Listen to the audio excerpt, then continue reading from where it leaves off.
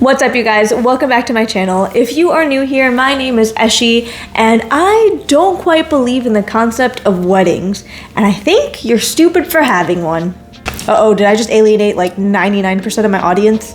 Okay, I'm definitely being dramatic, so everybody relax, don't come for me. But today I'm going to talk to you about why I decided to get eloped, the costs behind that, what the process was, and why it may actually make sense for you. I was definitely hesitant to get married. I have seen way too many marriages end in divorce, and I don't necessarily think that there's a 0% chance that we're never going to break up. But we did decide to get married for the tax and the health benefits. No, I'm not joking. That's literally why we got married. And we discussed some of the pros and cons of having a wedding, and I figured some of you may relate. Now, I did go try on wedding dresses literally just for fun, so if you want to see me do that, I will leave the link right here. And one other tradition that I personally really wanted to go through with was getting a ring.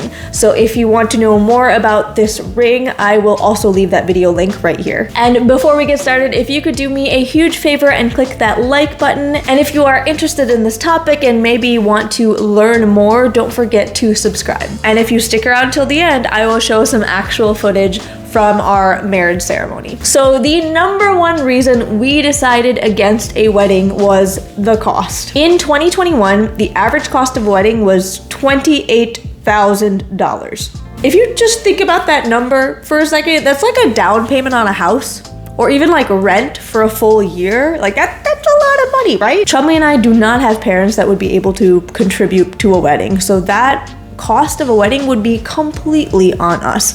In fact, Chumley actually supports his family on top of paying for his own expenses, so that is a huge amount of money, especially just for one day. Now, I hear you. If we had a small wedding, it wouldn't have to be $28,000. I get it. But if we were to host this kind of celebration, we'd want to do it the right way. We'd want to invite all of our, friends and family that we really care about. We'd want to give them good food. We'd want to dance all night long, and that kind of money we just would not be able to spend right now. So in essence, we were thinking about the opportunity cost of a wedding. The money we would spend on a wedding that we would be, proud to invite our family and our friends to, would we use that towards that one day, or would we use it towards other financial goals that we have? And at the end of the day, we just didn't value a wedding over some of our other financial goals. And I'm not even talking about the fact that some people go into debt to pay for a wedding. Yeah, that's definitely not an option for us. And yes, you do get, money back, you get presents back,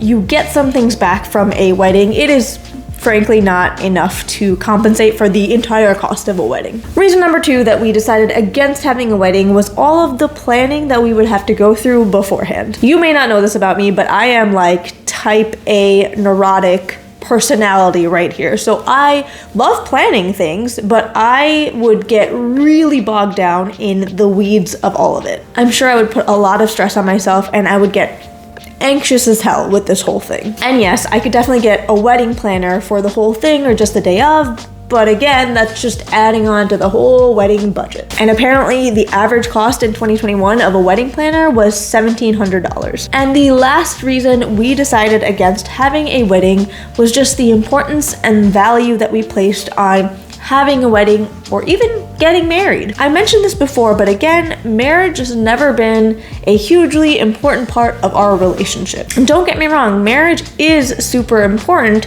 but for us, it was because of the tax, the legal, and the health benefits implications of marriage. I do not believe a marriage is a commitment that two people are making together.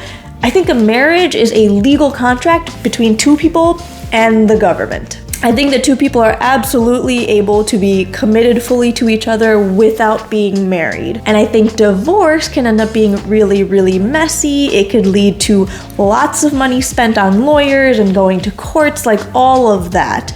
So marriage at the end of the day is a contract you sign with the government. So like I said, it just was never an end goal for us. It's just something that we decided to do because it happened to make sense for us. I mean, we didn't even have a proper proposal. You can hear all about that in my ring video. We had been together for 10 years when we decided to get engaged, so we just had other goals in mind before marriage. Our family didn't really care if we got married, and we didn't have any religious or cultural values tied to marriage, so that didn't really matter to us either. And to be honest, I could just imagine the cringe that both of us would go through during a wedding. We're not very PDA. We do not like to show affection in front of other people, and don't get me wrong, we are affectionate to each other when we are alone, but imagining having to showcase that for everybody during a wedding, I kind of hate it, if I'm being honest. So now we come to the pros of having a wedding and why we did seriously consider it for a second. I mean, listen, the wedding gifts probably ain't bad, but we would have loved to throw a party for all of our friends and family. Like I said before, I love to plan trips and events and things like that, so if I were to have actually planned a party of this magnitude, I have a feeling I probably would have done a good job, not to toot my own horn, but I generally do a good job with planning things. So I know that it would have honestly been an amazing day and an amazing experience. So it was definitely something we were seriously considering. And to add on to that, a major value that we have in our lives is spending time with people that we really care about. So having a wedding where we host people, we give them food, we give back to the people that have really been there for our relationship. I mean, that was definitely important to us. Not to mention being able to spend the whole night on the dance floor. I mean, that is also important to us, so that would have been a freaking blast. Ultimately, the cost factor of a wedding alone was enough to keep us away, so we decided to get eloped. And I'm going to talk you through the process of getting eloped in the state of California and how much it costs. So first of all, I am in the county of San Diego, so it will be specific to that scenario. But first, I had to fill out an online application for a marriage license. It was pretty straightforward. You'll fill out a lot of information about you and your partner, also your parents, your partner's parents, their dates of birth, the cities they were born in, and if you're an immigrant like me, you gotta make sure you get the details right. Then I had to set up an appointment with the clerk's office to go in person, make sure your marriage application was all set, and to actually have a ceremony. I did not know this, but to get eloped, you actually have to have a ceremony. This may sound like a no-brainer, but in my head, I just thought I could fill out the application, we could show up, show our IDs, get the certificate and be done with it. But no, you actually have to have a ceremony. So if you're not having a full-out wedding, they'll do the ceremony at the clerk's office with a judge, which is what we elected to do. So the next step was to actually show up at your appointment. You have to either bring a witness. For us, it was my sister, or you can pay a little extra to get a court-appointed witness. Then at the appointment, the clerk's office will go through all of your marriage application details with you, make sure you got everything right, and then you'll have your ceremony. And to be honest, that whole appointment and then the ceremony afterwards went by so fast, it was kind of ridiculous. I felt like they should ask us more questions to make sure that we were serious about getting married. It was way too easy in my opinion. Maybe they should have quizzed us about each other just to make sure we were real. So the costs for the actual marriage license was $160.50. I decided to get a little cute flower bouquet for the day, which cost me $19.50. Also, I just wore an outfit I already had. Didn't buy any special makeup for it, didn't buy any special hair accessories or shoes or anything, so that part was free.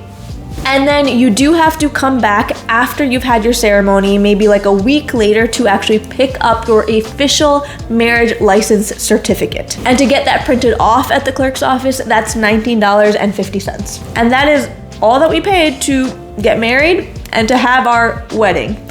So you stuck around till the end, so I will show you a quick clip of how the marriage ceremony actually looked like for us. We kind of got a terrible angle of the whole thing. We should have really thought about it ahead of time, but you know what? It is what it is. It was perfect. We didn't care too much, so here you go.